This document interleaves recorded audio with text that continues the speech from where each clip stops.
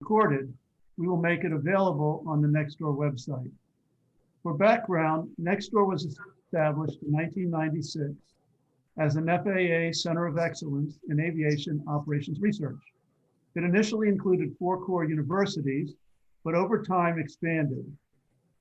In 2011, it transformed to NEXTOR II, an FAA consortium in aviation operations research that included 8 universities: Georgia Tech, George Mason University, MIT, Ohio State, Purdue, UC Berkeley, University of Maryland, and Virginia Tech.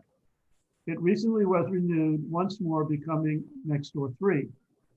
We are pleased to bring together academic researchers with industry and government leaders to examine the impact of COVID-19 crisis on air transportation.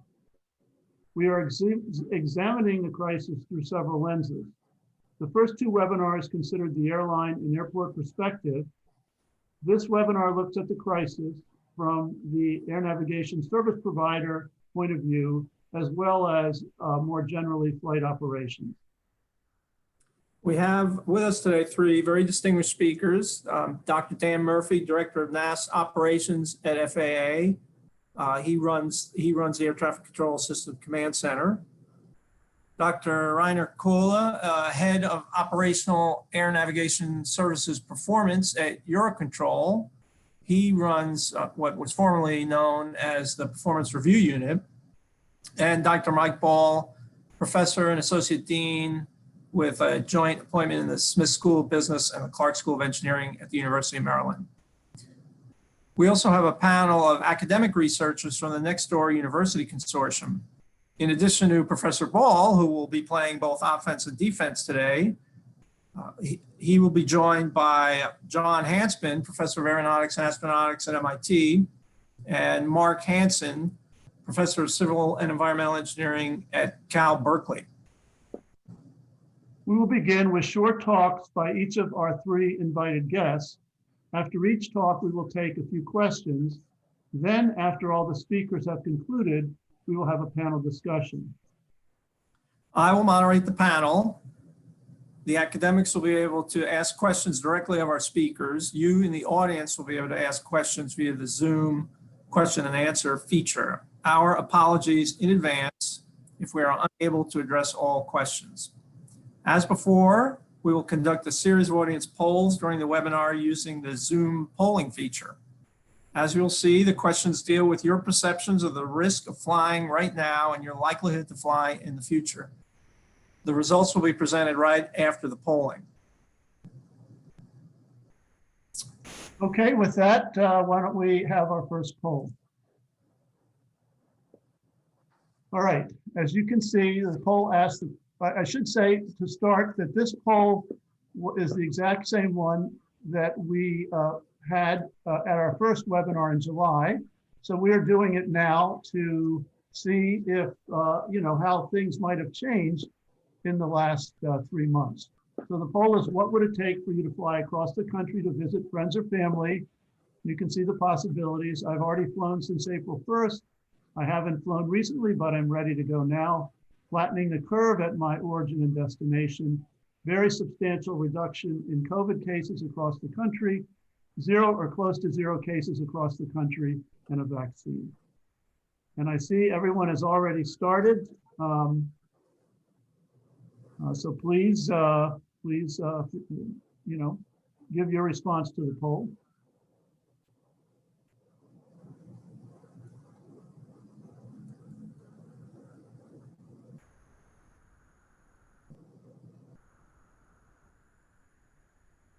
Okay, it looks like things have settled down. So,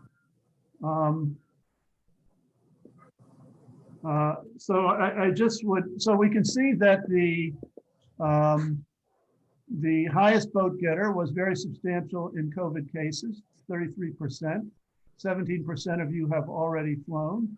Actually, things are pretty evenly distributed amongst all the others. I will just say that in July, the winner, if we call it the winner, was the same one. In fact, then we had 13% of the vote.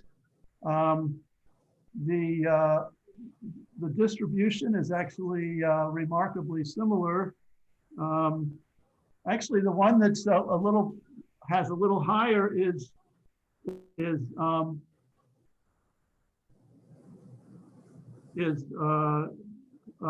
the vaccine. That was actually a little lower before, and but otherwise the results are actually remarkably similar. Okay, so much for that poll, and we will now move on to our first speaker, which is Rainer Kohler.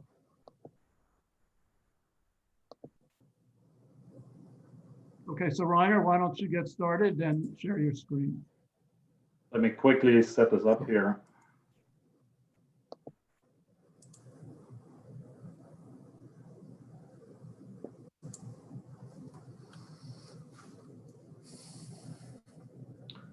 So yeah, first of all, thanks again for inviting me to speak at this distinguished NEXTOR webinar here.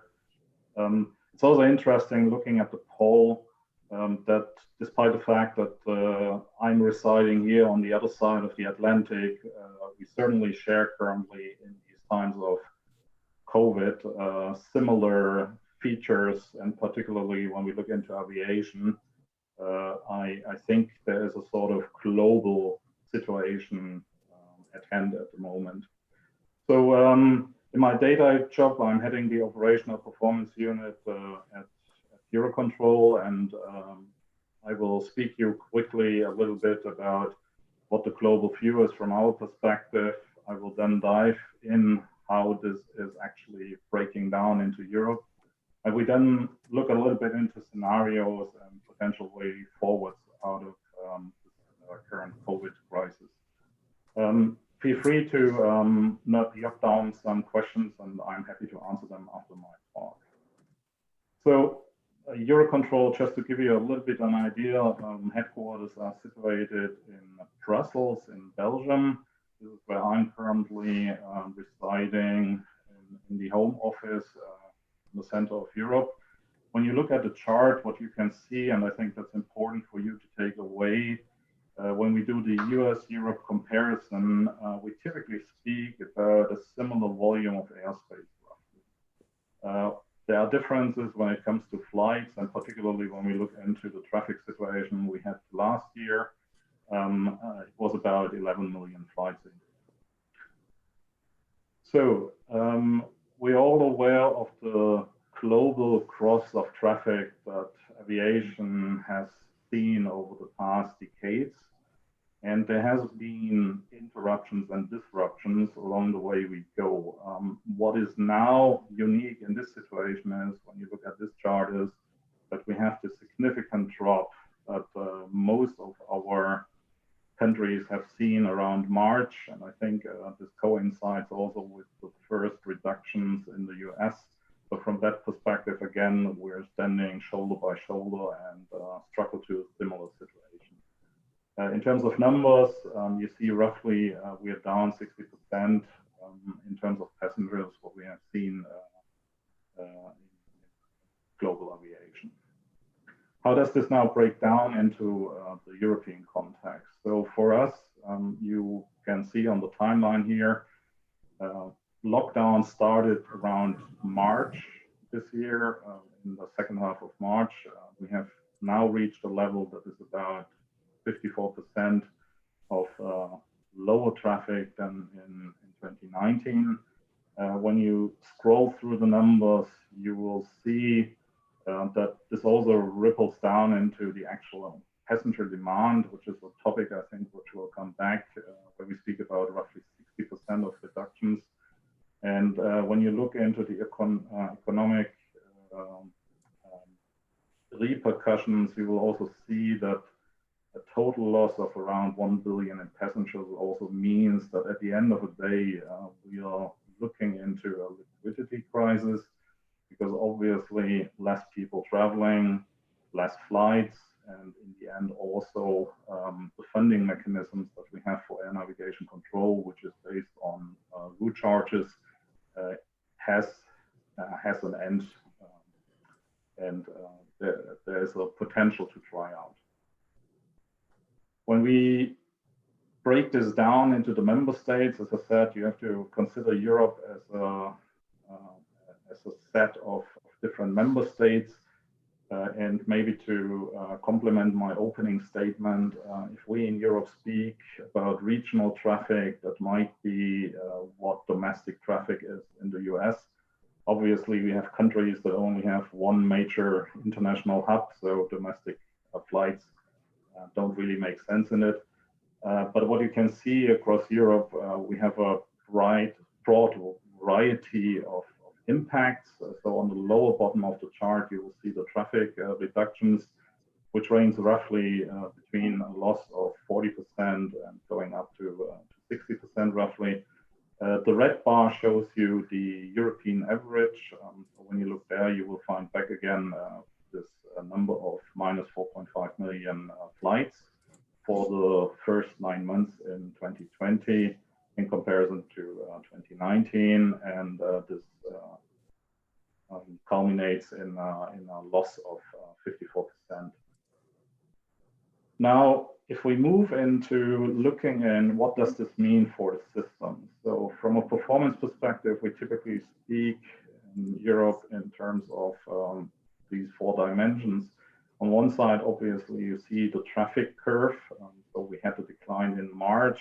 There was an initial recovery by airlines starting to offering services between certain hubs. And what we are now seeing in the current period is realization coming in with different measures being taken by different governments, which doesn't really allow to establish the schedule that has been flown. And we now see again a slight decline, which, if you look into the standard curve, follows a little bit the standard pattern of the winter season.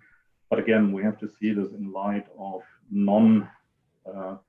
non-establishment of the original schedule. Obviously, on the delay side, Europe has been going through an extreme ATFM delay issue in 2018 and 2019, which caused a lot of effort and resources to mitigate the measures throughout the last year.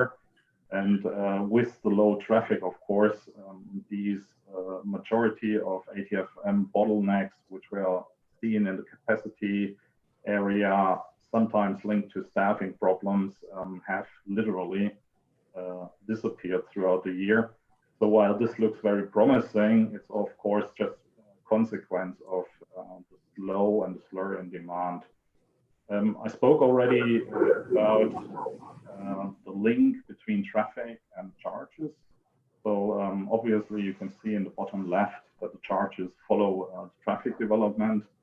And here the big question mark, of course, is what is going to happen if this is going to trail on and continue for a while. Interestingly, in terms of an environment indicator that we monitor, particularly here we show the horizontal flight efficiency. You will see that the 2019 results or the flown trajectory resides below or is more efficient than it used to be, but from a personal perspective or operational perspective, we certainly would have expected a stronger signal also in this type of indicator. However, this also confirms that from an environment perspective, all the work that Europe has done in the last 10 years and the measures that have went into this did actually work out, and we see a very highly efficient system. Good. I spoke about the funding. So breaking down the loss in traffic, you could see here a ballpark figure across Europe. So we're currently speaking about an estimated revenue loss in the order of magnitude of 3.6 billion euros. That's just under 60% less revenue for the first 9 months in comparison to last year. And again, this will pose problems in the near future. So what has happened from a European EURCONTROL side? There were 2 measures proposed in order to support the airlines struggling with the initial phase of the COVID crisis by deferring payments of their route charges. And at the same time, EURCONTROL did negotiate a financial instrument in order to help ANSPs, potentially supporting them if the cash flow would sort of become a problem.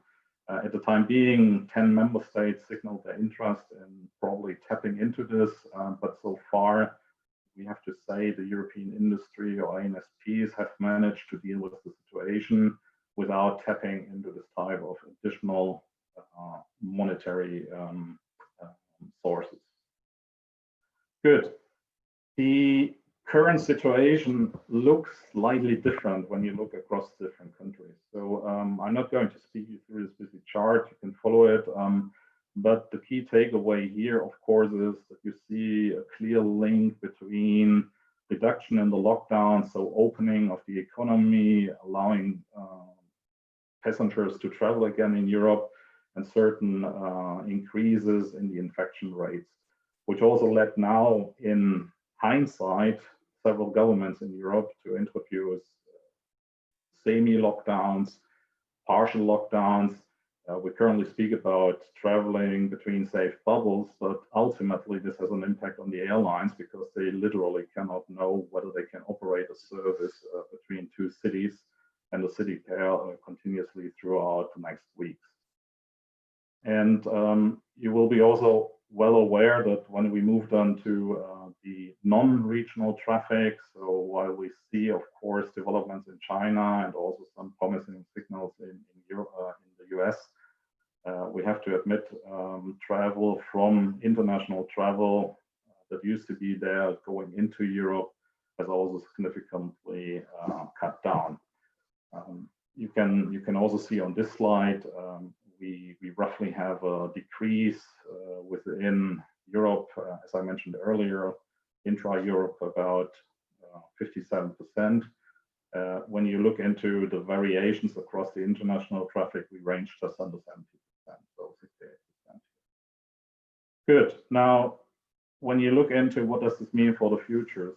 So in the past, we have typically seen V shapes. So the expectation was that after we have reached the bottom, one would possibly see a continuous recovery that brings us back to the previous levels of traffic. Now, you're all aware of what is currently in the press. Initially, there were talks about U-shapes. Now we speak about flattening curves again. And this strongly is linked to effectively something that sits outside the aviation or the ANSP sector, which is actually policy by different countries and how to work with travel bans and safe travel between different cities. So in EUROCONTROL, we have originally developed one of these scenarios up to literally August. We were pretty sharp on between one of the scenarios and the actual traffic development. And what we have now seen is that as a sort of spread, so the original scenario is not going to materialize due to the ongoing, sometimes non-coordinated measures between different states in terms of travel arrangements, which makes it extremely difficult for airlines to actually offer their services. If you look into the history book, what you've seen on one of my earlier slides, we go literally back some 30 years. So now moving forward, what does this actually mean? So we have now reached a sort of situation of a new reality, so the new normal that we see. Certainly traffic cross is not behaving the way that we have hoped. I think it's also very likely with the current situation and the further increase of the infection rates that the recovery will not just stall, but also be very, very variable over the time. At the same time, the problems we had in the past, like fragmented airspace or also upcoming and delayed implementation programs, are still there. And particularly what has been a high policy area before we went into the crisis, which was actually, or is now coined the new Green Deal, so which also means we have to strengthen our efforts in terms of recovery also to accommodate it. So when we speak here a little bit about post-COVID unchanged, this means there's a need for more action and also probably increased investment in efforts to actually come back. So what is now going to happen?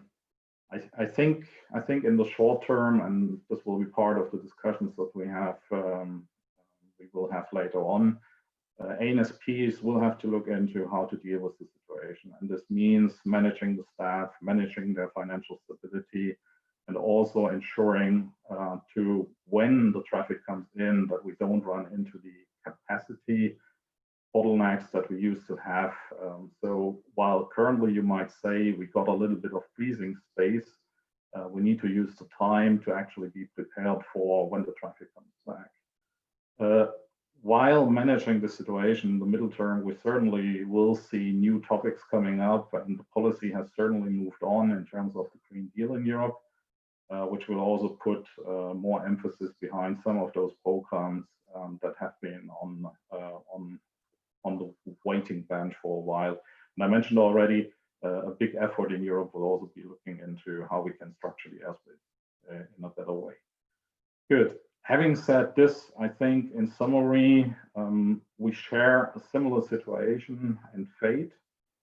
In Europe, we have the complexity of being a set of states, ultimately also subject to varying perceptions and policy measures, and recovery will certainly come. But I do believe that one of the key focuses for ANSPs will be certainly looking into how can we manage our resources, also particularly staff and the liquidity that we need to ensure air navigation services in Europe and also support the recovery of global traffic.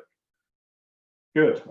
So in case of there are further questions, these are my details, and you can also find further performance-related information about Europe on the ansperformance.eu page, where we offer several dashboards also dealing with the COVID topic. Thank you, Rainer. We will take a couple of questions before moving on to the next speaker. I haven't seen anything in the chat. John Hans, the question. Sure. So, Rainer, thanks for that. That was very good. One of the things that you brought up and focused on, and something I'd like to think about, is sort of the long-term financial stability of the system. So, you know, you show that it lost 3.765 billion, right? And you know, there's not going to be a lot of money. So I'm just sort of wondering, what are the sort of worst case contingency plans in Europe if a particular country ANSP becomes insolvent? Does Eurocontrol have the ability to cover the region, or how would we game out what happens if you run into insolvency in a particular ANSP? Well, strictly speaking, from a Eurocontrol perspective, we're not having, let's say, a contingency center. That's not our role. We operate one upper airspace control center for several states in the Maastricht area. But this goes back to the principles of air navigation services. So, by definition, the member states of ICAO are responsible to organize air navigation services within their territory, which also means that if there would be a continual crisis, which also leads to the breakdown of an organization, initially the state will have to step in. Now, what I want to say is, from a Eurocontrol perspective, I briefly mentioned the financial instruments that we have put in place in order to help the states and maybe also I don't want to call them weaker, but probably not the most financial potent organizations to struggle a little bit longer through the situation. But I would leave it here because I don't want to speculate what is going to happen and probably if this would drag on for another 2 years. But I think the point you're asking, and I also have to admit this applies everywhere on this planet, is if there is no long-term recovery, the liquidity will become a problem, and then some of the organizational forms how air navigation services are currently established across Europe, which also means is that if there would be privatized companies and they would break down, There needs to be a mechanism to recover and provide the service. We do have cooperation between cross-border ANSPs. We do have also on the system side. So there's different models, but I would rather take this into a technical discussion than now speculating who is going to help who. But I think by the end of the day, we are in this together and we try to solve it together. Thank you. Thanks, Rainer. I think I might want to pursue this a little more in the panel discussion, the funding mechanisms for ANSPs. But I think we better move on to try and maintain some semblance of schedule. So next is our second poll. Kat, could you bring up our second poll? This is again getting at your perceived risk of flying. In terms of risk of contracting COVID-19, how many trips to the grocery store are equivalent to taking one flight from New York City to Seattle, including travel to and from the airports and passage in and out of airports? So this is relative risk compared to other everyday activities.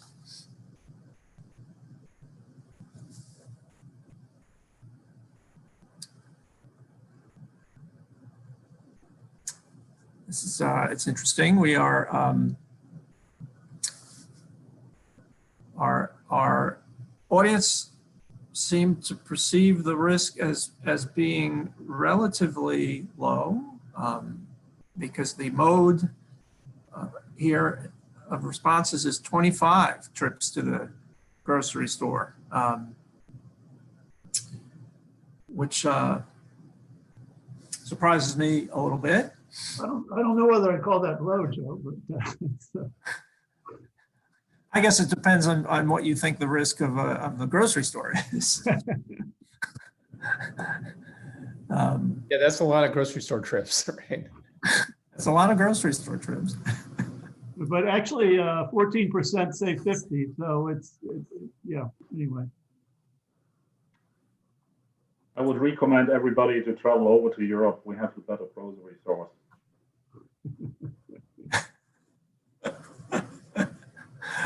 All right, well, we're going to move on then to our second speaker, Mike Ball from the University of Maryland. Thank you. Let me share my screen.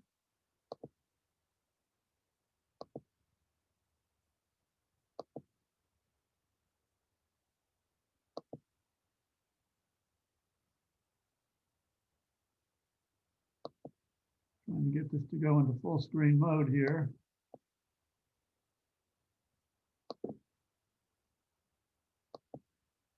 Doesn't seem to want to do that. Mike is Zoom challenged, so you'll have to bear with. No, I've done it before. I don't know. Let me try one more time, and then I'll just go like, I guess I'll go like this. Okay. Well, let me just try one other thing up here. No, anyway, okay, I'll just go like this. So hopefully I will be quick and save more comments or more time for the discussion, but Mark Hanton and I, and with our students, did some initial analysis on the impact of the pandemic on aviation system performance. And we would like to share that with you. So that's with my student Vivek Sivalingam and Mark with his student Vanessa Lee. Okay, so first slides are stuff you've seen before. These are counts. So this is counts of commercial flight, and it just shows a very steep drop starting at the beginning of the pandemic and then some recovery. This goes through the end of July, by the way. So again, the same information for air taxi, very, very, very similar. But then we go to air cargo, and you see, of course, that there was not a drop. And in fact, if you look at the end of that, there's actually a slight increase, maybe on the order of 10%. And, I think that's, it's obvious what's going on. There's a lot more shopping by mail, et cetera, and a lot more air cargo activity. Okay, let's get into maybe some more. First of all, this is a little more detail on where service was lost.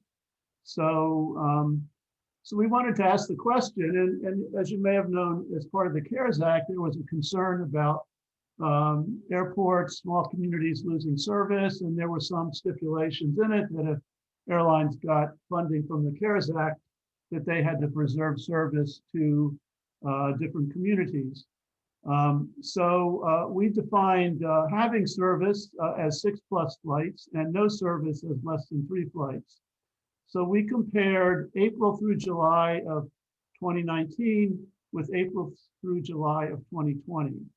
So if you look at the box on the right, there were 1,100 city pairs and 25% of them lost service. So by the way, a city pair here is an ordered city pair. So Newark to Chicago is different from Chicago to Newark. Anyways, 25%, of course, the percentage, doesn't matter. The percentage would be the same no matter which way you counted it. Anyways, 25 overall lost service. And if you look on the bottom there, we drilled down a little bit where we have some categories, 6 to 12, 12 to 18, 18 to 24. That is the weekly service frequency in 2019. And we said, what percentage of those lost service in 2020?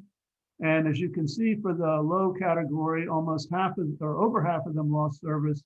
And you can see it decreased as the original service frequency was higher, 50 to 30 to, well, 30 also for 18 to 24, et cetera. I just have a few examples there to illustrate one point. So, for example, if you look at under the 18 to 24, DAL is Dallas Love Field to Oklahoma City. Well, Dallas did not lose service because, of course, the bigger airport there is DFW. So those two communities, I don't have the statistics for DFW, but I imagine there's still service from DFW to Oklahoma City. On the other hand, you look at some other cases such as Orlando to Salt Lake City.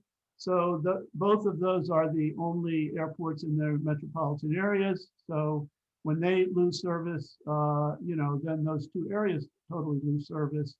And maybe a better example is South Bend to Minneapolis. Again, South Bend is a smaller community, and those are the kind of service losses that the CARES Act hoped to not see happen. Okay, of course, there were people could ask for exceptions in the CARES Act, and I think at the end there was some loosening of some of those restrictions. Okay, interesting thing to look at cancellation. So these are cancellation rate. So these are flights canceled within 24 hours before the flight was to depart. And this is a common thing we look at when we look at air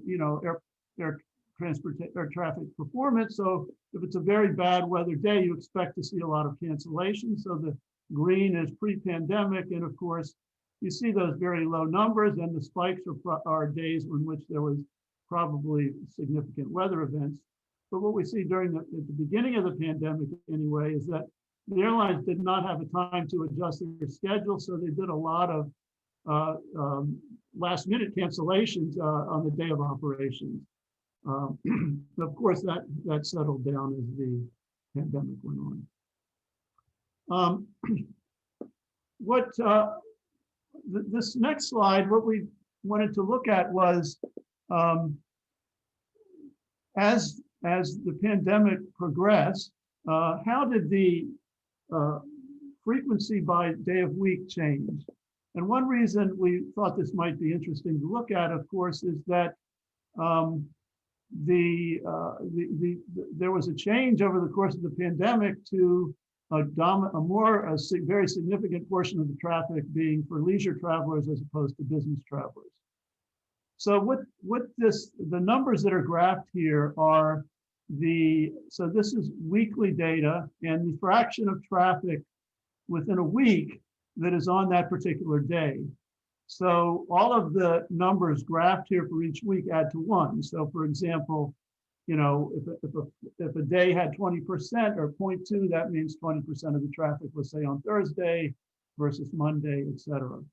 So prior to the pandemic, we look at the start, we can see that, you know, the days other than Saturday are fairly grouped together with Thursday, Monday, and Friday having the most significant portion of the service. But then we look, a couple of interesting things happened at the beginning of the pandemic. And this is, by the way, flights that were flown. So it's not those flights you saw in the previous example. If a flight was canceled, it wasn't flown, so that's not counted here. But you see in the beginning, there was a very large disparity of you know, service by day of the week. And I'm not totally sure how to explain that.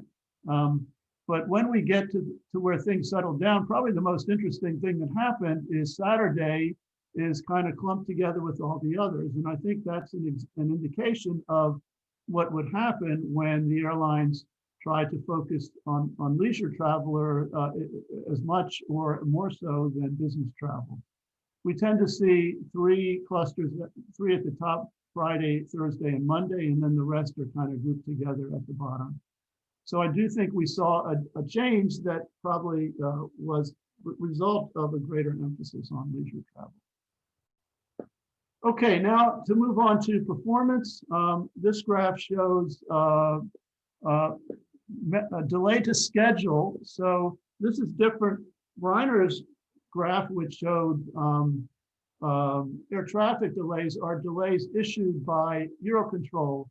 This is actually delay to schedule. So for example, the middle graph there is the complement of the on-time performance metric. So this, if you look on the left there, this metric is around 20%, which means 20% of the flights are late. And we see the 2 metrics there, A15 and D, or I have it A prime 15 and D prime 15. So this would be the percentage of flights that leave more than 15 minutes late, and the percentage of flights that arrive more than 15 minutes late based on the schedule. The other metrics are A prime 0 and D prime 0.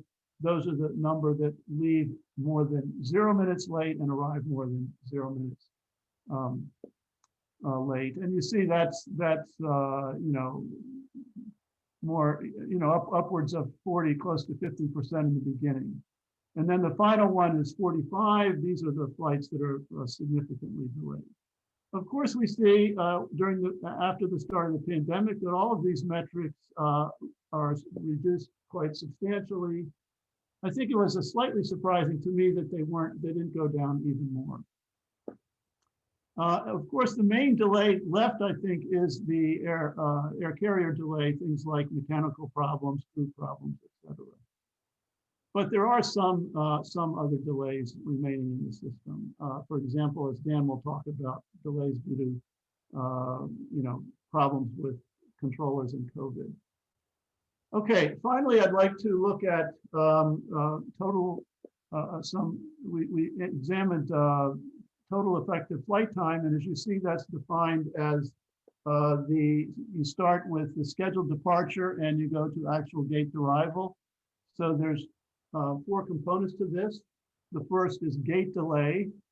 The second is taxi out time, then airborne time, then taxi in time. So if you look at the 2 metrics, the blue is pre-pandemic, the red is post-pandemic. You will see that clearly there's a substantial reduction in this metric. And in fact, if you look at it, it's on the order of 15%. It's interesting though, this is looking at the data on another way. So on the x-axis are the number of weekly operations, and on the y-axis is this metric. And so of course the dots on the left are all the dots during the pandemic when the demand was much lower. And you see the rise during the pandemic. A couple interesting things is even with the dots on the left, we see some queuing effect in the sense that this metric has gone up as the demand gone up, even at very low demand levels, which you might not have expected given that the demand was extremely low. The other interesting thing, of course, is that there's much more dispersion on the right, but of course this probably would be expected. Now looking at the different components of this, gate delay, taxi in time, taxi out time, etc. We see that gate delay had the most significant effect. Taxi in, taxi out, you can see that effect. Airborne time probably had the smallest effect, which was maybe a little, well, that was somewhat surprising to me. I think the other interesting thing related to this is that, in fact, if you looked at the queuing effect that I showed previously, there was a queuing effect with taxi in and taxi out time under the low demand scenarios, but there was not with airborne time.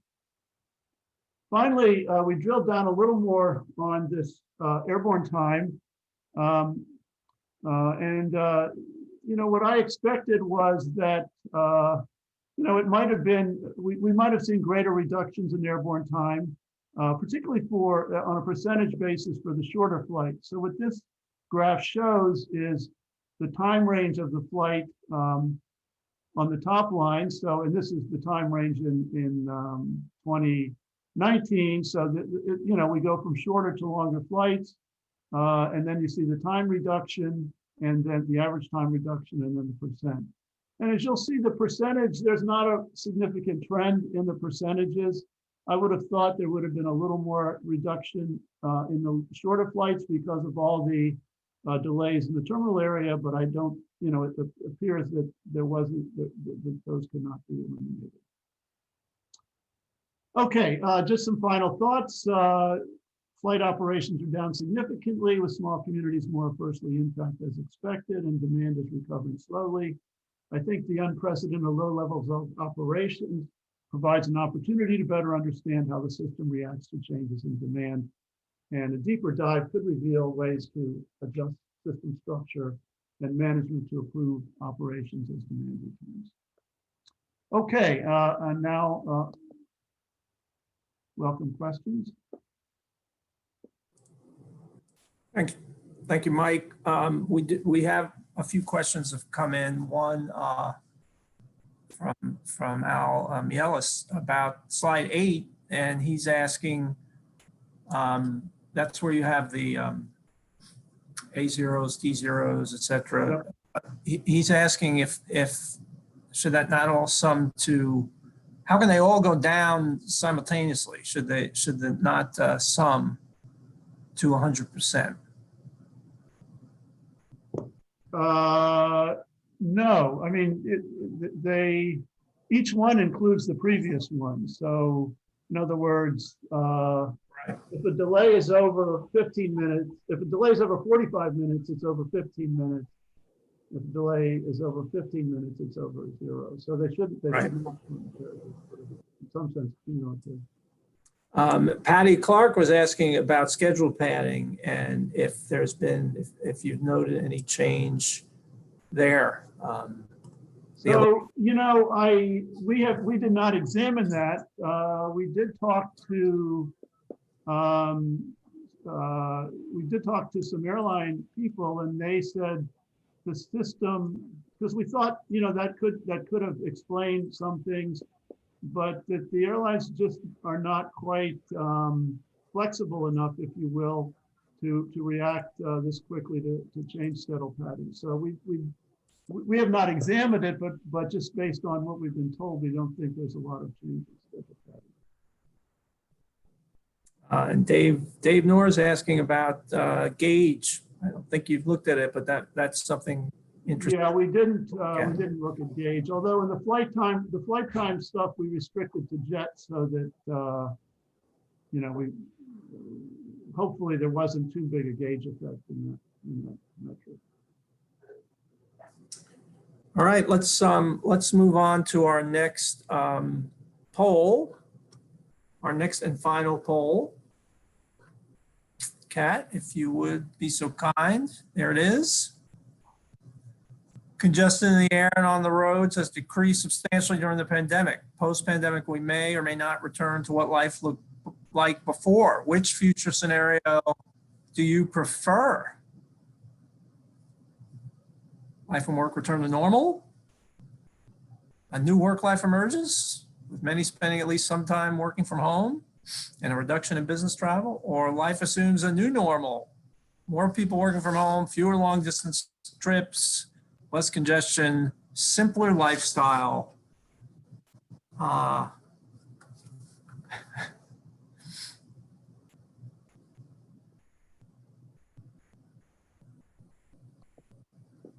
Well, our audience all seem to be reasonable, balanced people who want some new work life balance, but not a complete state of pastoral simplicity. So Joe, they can't see the, oh, I guess they can see the results. Yeah. But there is, it is sort of balanced. The middle is the largest, but the top and the bottom are somewhat balanced. All right. Thank you, audience. We will now move on to our third speaker, Dan Murphy, the manager of the Air Traffic Control System Command Center. All right. Well, thank you guys for having me on this. My presentation is going to be a little bit different. You know, we've heard a lot of numbers from Mike and from Reiner. I'm going to talk a little bit more about how we're actually managing through the crisis. I saw a couple of questions in there about how facilities are affected and how employees are affected. And that's really consumed a lot of the air traffic organization's time, just trying to make sure that we can actually sustain operations. And although I'll definitely try to address some of the performance questions that were raised by Mike in particular. So, you know, COVID response, we've had a lot of operational personnel contract COVID. These are positive tests where the people really actually have COVID.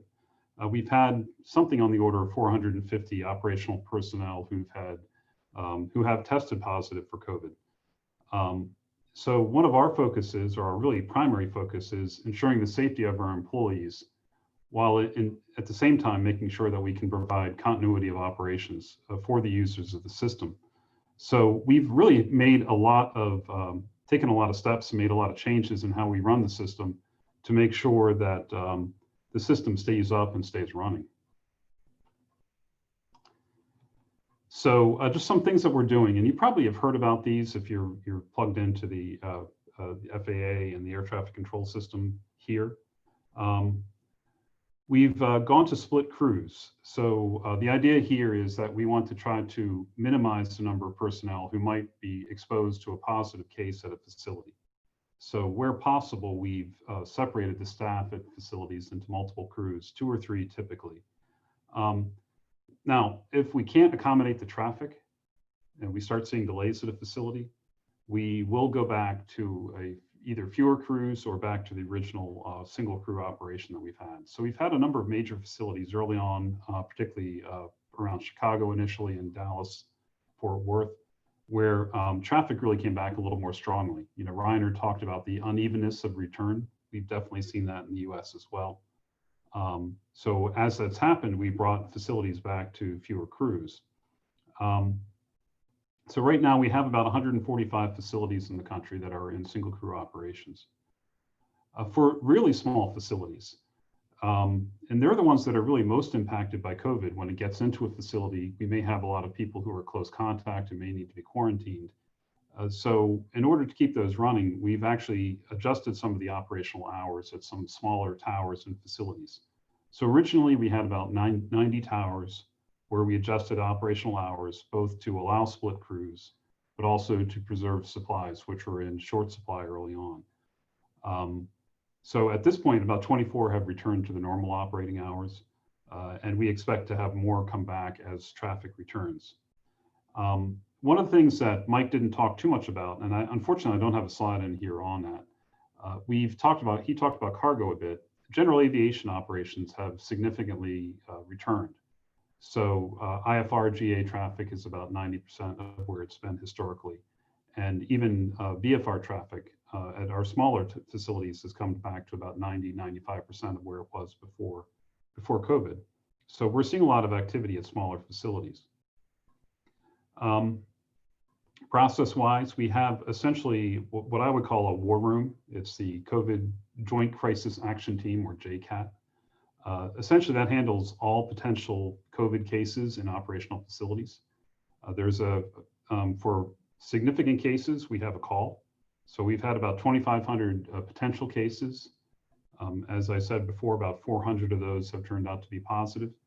We have a call for any one where we really think there's a good chance that there might be a COVID case at a facility, conferencing in senior management and also local facilities, just to make sure that we can respond very quickly and effectively to that, both to ensure that the employees are safe, but also to ensure that we keep the operation running. And this was really a much bigger deal, and it sort of may seem like a little inside baseball, but initially this function really helped straighten out how we were responding to cases that were getting into air traffic facilities in the United States. Other things we did early on, priority flights. Initially, there are some facility closures that we've had, and I got a couple of numbers here in a second. The initial facility closures were very long duration. So Midway Tower was our first major closure in the United States. It lasted for about 14 days because we had to quarantine so many of the controllers in the facility, which really obviously caused a significant impact for the operators there. Those facility closures were actually interfering sometimes with priority flights for COVID supplies, which were needed around the country. So we tracked essentially all COVID-related flights to ensure that they were successfully completed and deconflicted from any sort of facility closures. And another thing is, this is really an all-in ATO effort, and not just ATO, but also across the FAA. Cleaning facilities. This is a big deal. We essentially go in and sterilize facilities when we do have somebody who's had a positive case. Technical operations and acquisitions have done an extraordinary job pre-coordinating cleaning and actually getting the cleaning done in an extraordinarily short period of time. Midway took 3 days to clean. Now they can clean a major facility in 1 to 2 hours. Not only that, because of I know the acquisitions piece may seem a little strange. We have pre-negotiated contracts nationwide that let us essentially start cleaning almost immediately. And this has really had a significant impact on getting facilities back up and running. And the other thing that we've done, I think there was a question about what the impact was on traffic for these facility closures. We really try to time these cleanings so that they minimize the impact on the operators. That's essentially happening mostly after midnight. Now, this does have a disproportionate impact at times on our cargo operators. So we work very closely with the cargo operators to make sure that the cleaning, the impact of closures, facility closures overnight is minimal. That led to some very late nights early on. But we've, I think for the most part, been successful in this. I know that the cargo operators have been very patient, and we appreciate that.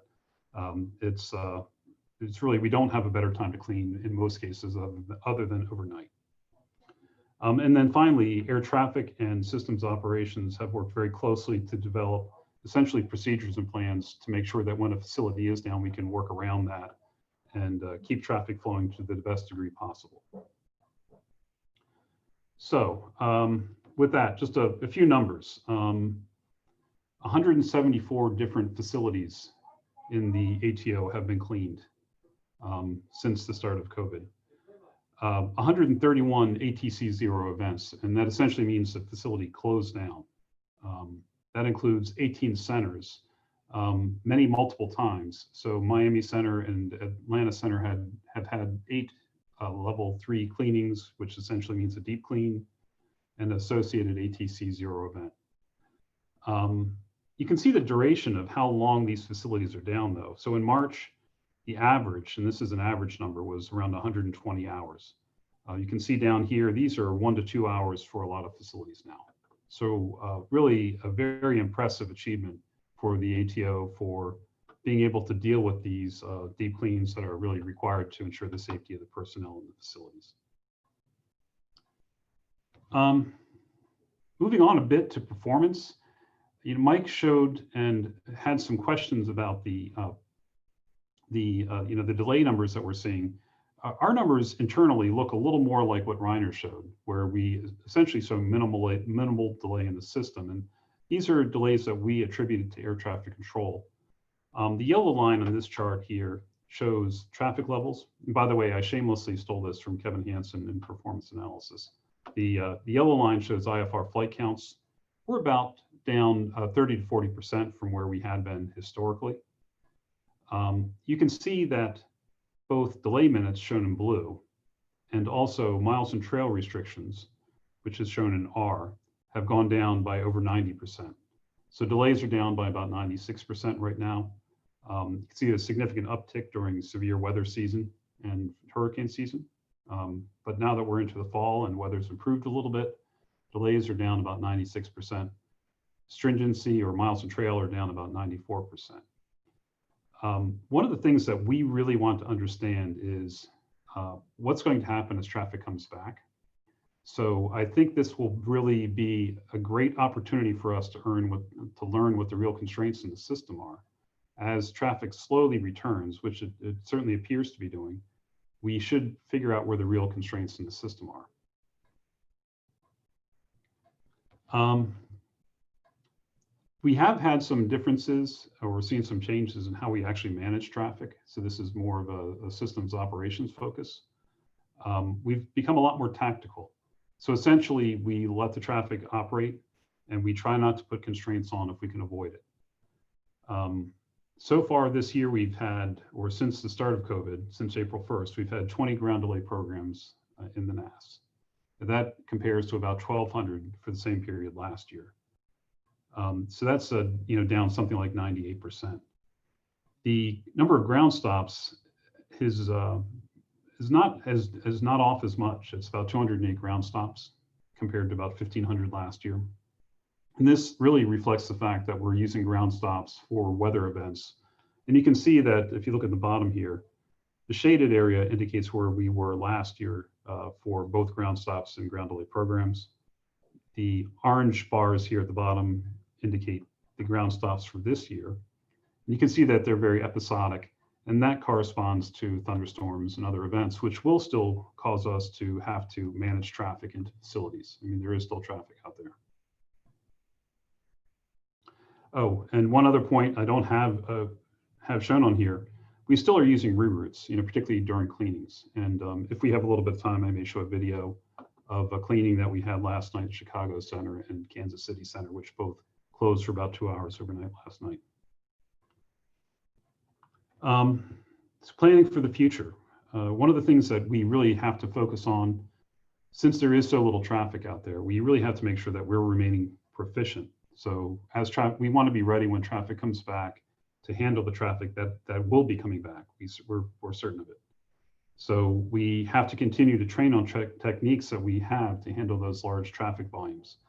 But this is an opportunity for us to really understand how the system operates a little bit better.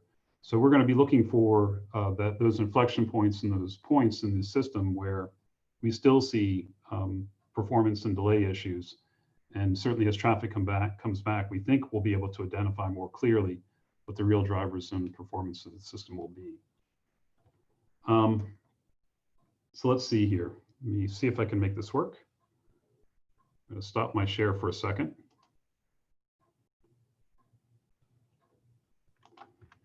And I will see if I can get the video up.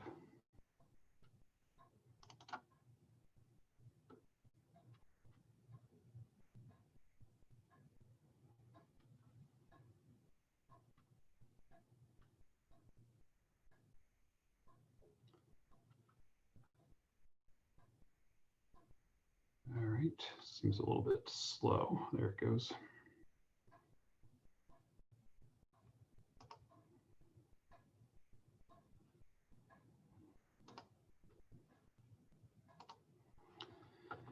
So this is essentially last night. You can see Kansas City Center is here.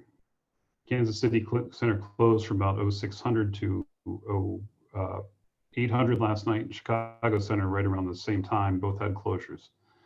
One of the things that you should look for as you're looking at this operation, you can see all the traffic maneuvering around Kansas City airspace. Kansas City doesn't really have a lot of TRACONs underlying it. So the traffic has to be routed around.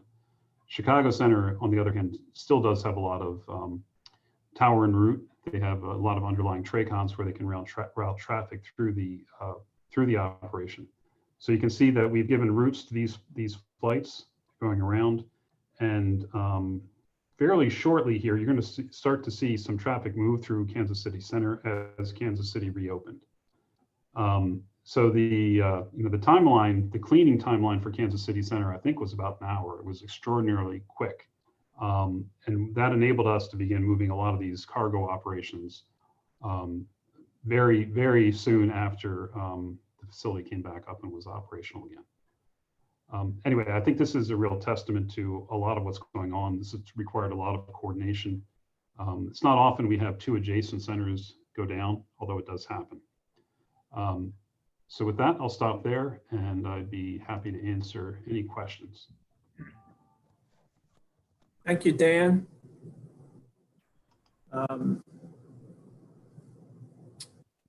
Number of questions coming in on the chat. One came in recently about the airlines, and I think you mentioned earlier you're meeting with the airlines this afternoon. What's the feedback you're getting from the airlines on FAA's operational performance at this time? I hope they're not just being nice to me. But in general, I think they're pretty happy with FAA's performance during COVID. So we've worked pretty hard with them to try to identify efficiencies as well. Reiner talked a bit about how they're seeing some reductions in flight distances. We have worked with the individual carriers to try to provide them with more direct routes where possible. So there are some things we can do with traffic levels down that we couldn't normally do. And so we've certainly tried to do that. I would say in general, the carriers are happy. Obviously, they have concerns about the large number of meetings that we have to do and the large number of ATC 0 events. So we're constantly trying to do better, but it's always a work in progress. I would think they'd be happy about that, the reduction in programs, in GDPs. Well, that's actually interesting. We've had a lot of discussion about that. So some operators prefer to handle things themselves, and they are very much in favor of doing almost everything tactically. Some operators believe that we may have gone a little bit too far in being too tactical, and that they would prefer to have some programs for their facilities, because there are still constraints in the NAS. So we've had a couple of events where we probably should have used a little bit more, either more route structure or maybe used a program. So it's finding the balance is tough, and different operators have different perspectives. Dan, how many of the of the ground stops that you still are getting are due to ATC 0 events, and how many are due to other things? Mostly it's weather events. Okay. So we don't typically we wouldn't count those as ground stops. A lot of times the facility will be closed, so there'll be a NOTAM where the facility is not operational. But even for a tower, even the tower's ATC 0, if we're doing on the mid shifts, a lot of times we can still let the the facility is still open, the airport's open, so the operators can get in there anyway. All right, thanks, Dan. Kat, I think we will go to the panel discussion, bring everybody on. I see Mike and John. I guess Mark is on the phone. I think he has been having some video difficulties. So I don't know, who wants to kick it off? Well, I can start. So actually, and then this is from following on with Dan. I mean, it is impressive what you guys have been able to do and whatever dealing with the events. Can you talk a little bit about what's going on with training and you brought up the issue of loss of proficiency. So, right now we're getting very low delays, but as the system starts to come back up, at what point are we seeing delays due to structural inefficiencies, and when will they show up due to basically staffing issues? And maybe the same question for Rainer too, because the same issue will occur in Europe. Yeah, that's an excellent question. So I would say that as far as training goes, the primary issue that we're facing right now is that we've not been doing a lot of training. Although we've just started back on the last couple of weeks, we are bringing, we have been training people who are partially checked out. We're bringing in new controllers into facilities to begin training.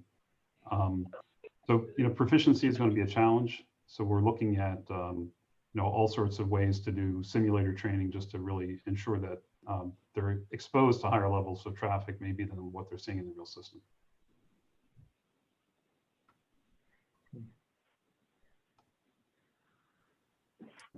Yeah, I can maybe. Go ahead.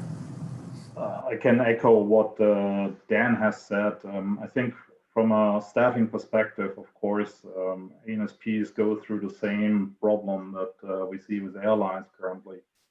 And so the intake of new controllers, which was the reaction to the extreme staffing problems and capacity issues over the last 2 years, this will be engineered in programs where the intake happens certainly later. Current staff, I have worked as a controller and also flew aeroplanes. All who have been in the operational world know the less you practice, the less you master. Yeah. So I don't want to say it's unsafe to fly, but proficiency is similar to liquidity, one of the key issues that we will have face into. And the answer to this is, of course, training, simulation. And the nice thing, if you can say so, is we currently can have controllers spending time in the simulator and the training because they're not needed in the position. So from a staffing and training perspective, we actually have a sort of positive environment for that. Good. I think that's my answer to on the term of staffing and how you keep the proficiency. This is Mark. Let me just follow up on this sort of general theme. How is this, and this is both to Dan and Rainer, how is this affecting your turnover in terms of controllers? So on the one hand, do you have more retirements? Are you encouraging retirements? And on the other hand, what's going on at your in the U.S. case, Oklahoma City? I'm not sure where it happens in the European system, but what's going? Are people still being trained to be controllers, and is that pipeline kind of affected by this whole thing? So yeah, the pipeline's been affected, but we are still bringing controllers on board and still hiring people. The real trick wasn't so much even Oklahoma City; it was getting people back into facilities. So we're trying to preserve the safety at the facilities, the safety employees there, and keep the system up and going. So it took a lot of work, but we've got to the point where we're bringing new controllers back into facilities as well to start their initial OJT, on-the-job training. So we really need to keep that pipeline flowing. We're not looking for people to retire. We certainly hope they don't. We need to keep unless they have a good. Obviously, we don't want to keep people if they have a real health challenge. But our goal is to get fully staffed. Good. Yeah, I just can echo what I said. Similar to Dan, every ANSP is currently looking into trimming and streamlining this pipeline to the situation. If you go to the website of EURCONTROL, there was a recent report on pension plan and potential retirees over the next year, more from a financial burden perspective. But this also suggests, yeah, we had been looking in a situation where the workforce was has reached a certain high age on average. Now, this is not something that is out of the ordinary, because it takes quite long to train a controller. So, but coming back to what I said is, by the end of the day, currently these adaptants are going to be designed into the system. If the low traffic levels will maintain, and I think what we currently see in the press, that recovery might extend over 3-4 years. This will also have a ripple effect into the, let's say, second next, the Kuti class to come in. So I'm not here to say this is going to stop, but I think it will be adopted like what we currently see already. I recently read an article that Lufthansa has stopped training pilots. We will see across Europe, again, there's no simple answer for Europe, because every ANSP in the countries is slightly different. But the ANSPs will react to the situation and they will streamline the intake and allow probably all the controllers to leave in order to keep the workforce balance. That's the major task at hand.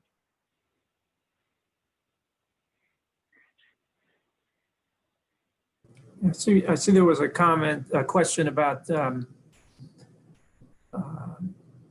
within facility, social distancing, masks, etc. Dan, I know we've taken some precautions about entry and exit of the facility. Care to comment? Yes. So anytime your people can't socially distance, they are required to wear masks in facilities. That was one of the issues we had with on-the-job training. They're bringing face shields in, because you really can't do on-the-job training for a controller except shoulder to shoulder, right? So there is a lot of the logistics. They really had to work out the proper procedures for doing OJT. Social distancing, that's part of the reason for the split crews, but we certainly try to keep people as far apart as possible.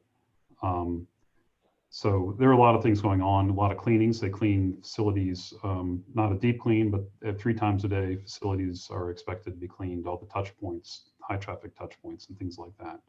So there are a lot of, PPEs provided, individual styluses for working with touch screens and things like that. So it's, quite a lot of work has been done on the tech ops side and on the acquisition side to try to get that in place. So I got a question, or maybe just a thought. Based on our traffic levels are 50 to 60% of what they were. Based on the response to the last survey that we just did here, probably not coming up to 100%, or at least not in the near term. Is there sort of any thought of strategically rebalancing staff and things like that, in the long haul, if the traffic levels are down, or or is it people just still firefighting at this point? Yeah, I guess that's for either Dan or Rainer. Well, maybe I can go first. Otherwise, I always echo what Dan said. So, no, I think I don't have a better description, like trimming or funneling the pipeline to what the future will look like. Now, the difficulty that we have in ATC is we cannot just hire the Kuti and put him in a position within, let's say, 3 weeks. Okay, so this requires a lot of preparatory work to go through the training, have then the qualification and the certification in the sector. So I still believe that the recovery will come, contrary to what sometimes you hear. Even if we now have things like vaccines, if we would have a handle on these bubble city pairs travel, it won't be a magic switch. So whatever the next step will be, it will be not we are switching on the system like a switch and flip to what we had in 2019. So whatever comes, it might be a steeper recovery, it might be more shallow, but the recovery will come. And you see this in the history books. Now, I'm not saying we're going to wait 8 years until we have the same traffic levels. I'm not going to say it will be 4 years, but I think ANSPs will certainly look into releasing some of the older staff the longer it goes, while making sure there's enough intake to be able to master something. And this is now the question of how pessimistic, optimistic you are. And maybe it's a question of research, a linear regression. So where do you put this level you are aiming to in order to keep that pipeline intact? And I like what Dan said, is this idea of a sort of sliding window pipeline idea on the workforce being parameterized with the increase in traffic or the traffic development. I think that is certainly the gold poker that you can currently earn to tell the ANSPs how to react to the situation in terms of staffing.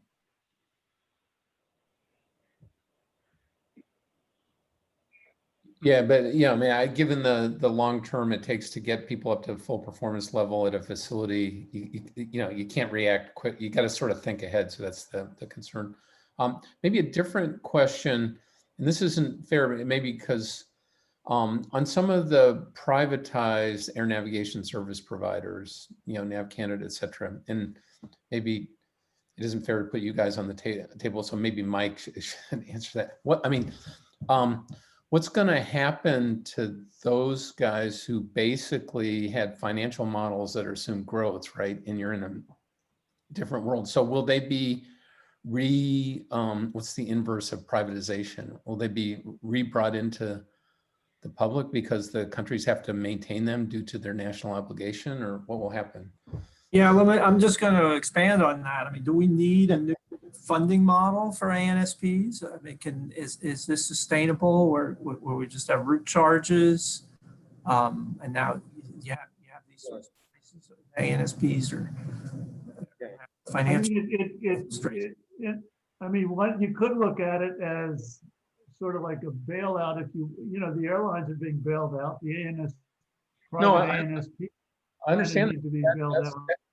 That becomes an obligation of each country. So Right. will they be bailed out? Will they be bought again? And we actually saw this in some cases after 2001. Some of the airlines that have been privatized got picked up by the country, like Air Jamaica. So will the same thing happen in ANSPs? And this is why I was asking the question before, will countries default on their obligation? I don't know, right? I mean, it's an interesting. I mean, it almost. I mean, if an ANSP got in dire straits, it almost has to be bailed out, because I don't think the country could let it go on, stop operations, right? So. I mean, you could. I mean, Africa's done it for a long time, right? Yeah, and you just don't have air traffic control over. Yeah, but would Canada do it? I don't know. I mean, we're seeing some big changes coming. I mean, but first the reduction in traffic and route charges, the introduction of drones. I mean, how are they going to pay into the system, if at all? And other new entrants, and finally electric aircraft. This is a problem in the States where we collect fuel taxes. Electric aircraft are not going to pay fuel taxes. So, is this all sustainable? No. Any more questions? I mean, and I think a lot of people know, or maybe Dan wants to comment. There is an interesting difference between the U.S. and the rest of the world in terms of how we pay for air traffic. So where a lot of countries are overflight fee dependent, we're already in some sense buffered a little bit differently, right? But we don't have the ticket tax, so that's a problem. But the ticket tax goes into the trust fund, which is not really directly supporting operations. So in that sense, I think we got a little bit lucky by not getting any sort of this user fee initiatives passed before this happened. So we'll, in this case, I'm happy to be on the appropriation rather than having to be. But I think for the European context, I also don't have a crystal ball. But my assumption is that worst case scenario, if an ANSP would default, that the state would step in. I can't see this happening. Now, I came back to what I said earlier, is in Europe, we have the tradition to cooperate, and maybe the solution in such a hypothetical case would be more shoulder by shoulder type of operations, cross border, whatever you want to call it. But I think the standard model, simply to deal with the current situation, I can't see that we would have a black spot within the European region where no air traffic services are provided. It's not a good example, but we have seen this with military conflicts and crises, that airspaces are shut down. Of course, during that time, no service is provided and the industry adapts. But if we think about a credible recovery coming back to whatever the new normal is, then there will be a solution, and this requires funding. And as I said, stemming from the ICAO requirement, I think the state will step in. Is there a scenario, if you think about, for example, flight information regions, right? So if you had a flight that in some sense defaulted, is there a possibility that with the technology we now have on the airplanes would just simply self-separate in oceanic regions that are very low density? Is it sort of what they were doing in Africa before, right? I don't know, so Yeah, it's the beginning of a total paradigm shift. Maybe right? this will force self-separation. Move to self-separation. I'm a little bit split here. There's the side of my head and brain that is the pilot in me, and the other one is the air traffic controller. So while as a pilot, I would say, yes, we can do it. As a controller, I would have sleepless nights. But why would I have sleepless nights? Because when we speak about traffic recovery, we speak about traffic levels that would not support with the current technology and procedures these type of operations. Now, if you think that oceanic traffic is the model to be run all over the world or in certain airspaces, I think also for this we have precedents, contingency measures. If systems would go down, we have different ways of managing the traffic.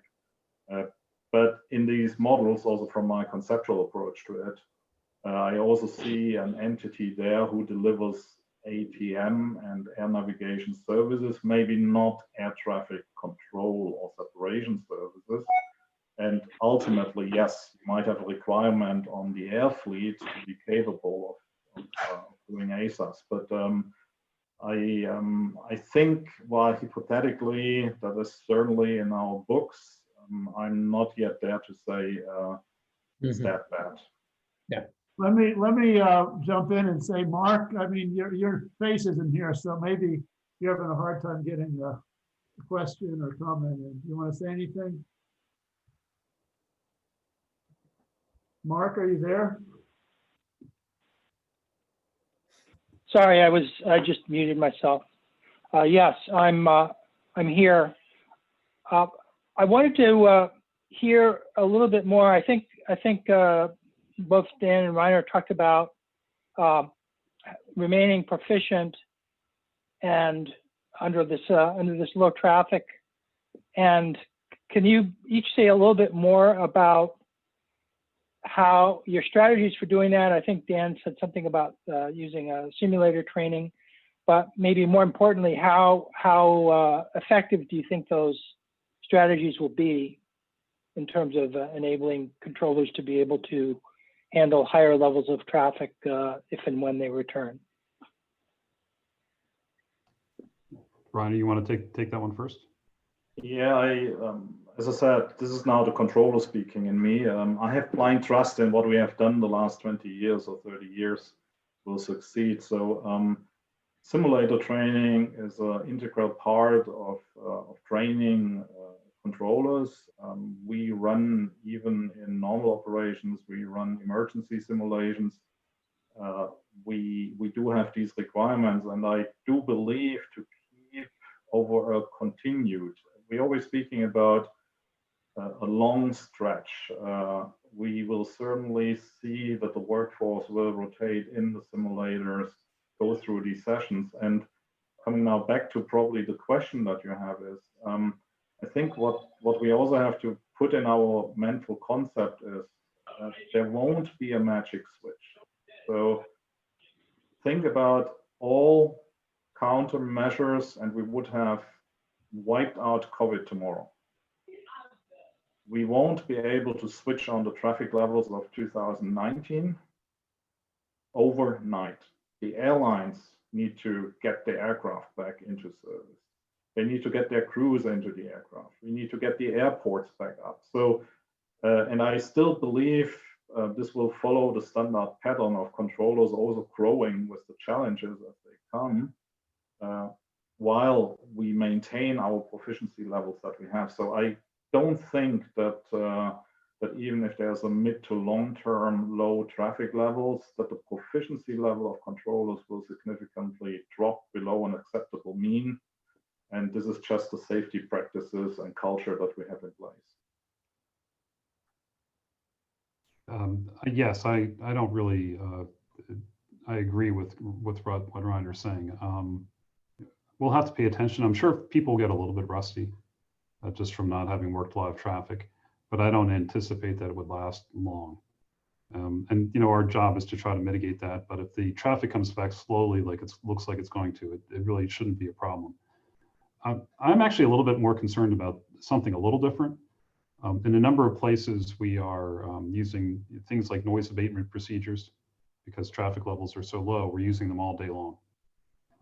When traffic levels come back, I'm not sure the local communities are going to be very supportive of us going back to higher capacity configurations and facility usage. So that's more of a political problem perhaps than an operational one, but it may have consequences that we permanently lose some capacity at some locations.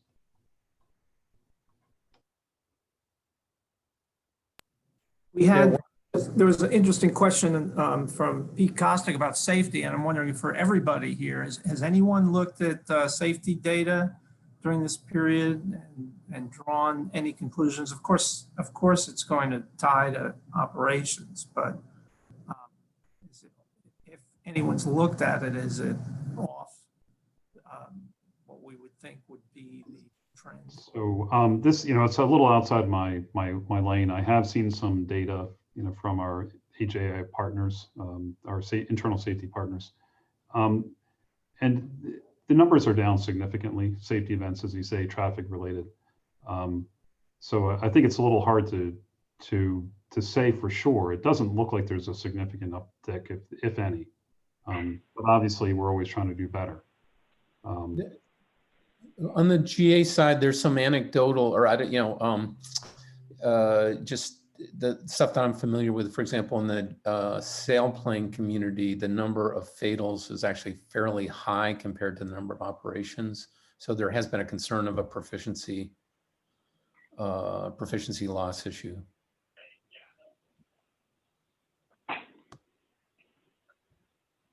Yeah, I can fill in on the last one. It was also on the private flying side. In Europe, of course, the lockdown measures also apply to these to many of the charter operations. And even I had an issue over my summer. I needed to redo my validations, and I had difficulties because I was not allowed to travel from a red zone in Belgium to Germany. And then I had to go into a quarantine, and this all added up and brought me really almost to the end of the validity period of my ratings. I've seen across that sector that people had issues with keeping up their hours. But now transposing this into ATM, I think we're still managing the situation adequately. Well, I think we're past our time, Joe, so maybe we better, um, Yeah. call it quits or, well, let me just thank everyone for attending and thank Dan and Reiner and John and Mark for participating. And I think we've had a very interesting discussion, and we will have one more webinar that will focus on sort of a future vision for the air transportation system. So Joe, do you want to say a couple final things? And then we'll...